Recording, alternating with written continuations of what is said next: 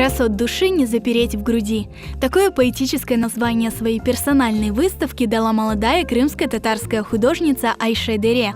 В экспозиции представлено 55 ее картин. Они написаны в разных стилях и жанрах, но объединяет их всех любовь к родине. Моя выставка посвящена любви к этому миру. Вот так как я люблю мир, это отражается на моих работах. Пишу я в разных жанрах, я очень постоянно экспериментирую с различными материалами. То есть у меня есть и графика, и живопись, керамика, стекло, но посвящено все любви к моему любимому Крыму. Айше признается, каждая картина – это отражение ее настроения, душевного состояния. Это и отражение мыслей и чувств героев полотен художницы. Такова, к примеру, картина под названием «Дарующее успокоение». В ней автор отобразила внутренний мир девушки, которая собирается выйти замуж. И она держит в руке гранат.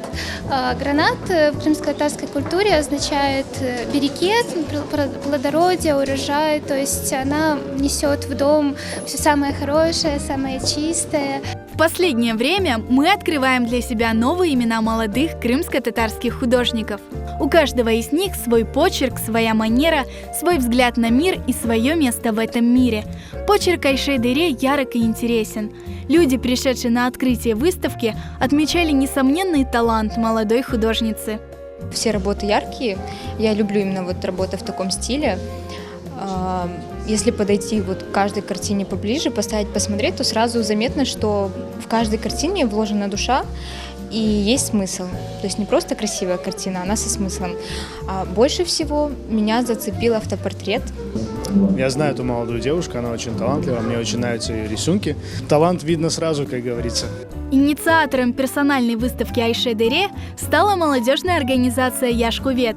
Ее цель – развитие крымско-татарской культуры, поддержка молодых талантов. Продвижение крымско-татарской культуры, возрождение нашего народа. Хочется показать человека, который может только на старте своей карьеры, но уже заметно профессионально выросла. Наших молодых, перспективных нужно показывать народу, нужно показывать миру. Новые имена – это новые впечатления, открытие новых граней красоты. Это все ждет посетителей выставки. Она будет открыта в библиотеке имени Ивана Франко до 5 мая.